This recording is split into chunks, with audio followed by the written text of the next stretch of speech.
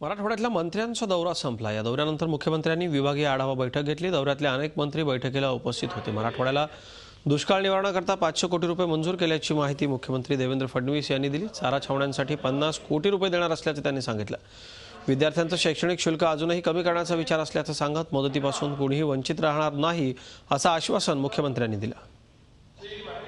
ऊर्जा विभागाच्या माध्यमातून आम्ही जे काही शेतकऱ्यांचं इन्फ्रास्ट्रक्चरचा जो काही आपल्याला त्या ठिकाणी व्यवस्था करायची आहे त्याच्यामध्ये आपण 500 कोटी रुपये आता तातडीनं उपलब्ध करून दिल्यात। त्याचा जीआर देखील आपण काढलेला आहे। म्हणजे हे याकरता महत्वाचे आहे की यापूर्वी संपूर्ण महाराष्ट्राकरता आपण 300-400 कोटी रुपये ठेवायचो, ते एकट्या मराठवाड्याकरता 561 कोटी रुपये हे आपण आज या ठिकाणी या माध्यमातून दिलेले आहेत। उस्मानाबाद शहरामध्ये उजनी धरणातनं 8 MLD क्षमतेने पाणी पुरवठा वाढवून तो 16 MLD इतक्या क्षमतेने करण्याच्या संदर्भात 13.44 कोटीच्या प्रस्तावाला देखील आपण या ठिकाणी मान्यता ही दिलेली आहे। एक शैक्षणिक शुल्काच्या माफीची देखील एक घोषणा केली होती। 40 कोटी रुपयाची आपण माफी ऑलरेडी दिलेली आहे, ते पैसे आपण भरलेले आहेत, पण त्यासोबत त्याचा काही विस्तार अजून केला पाहिजे अशा प्रकारची मागणी आज आमच्या समोर आलेली आहे। तर ती देखील शिक्षण मंत्री श्री तावडे यांना आपण सांगितलेलं आहे।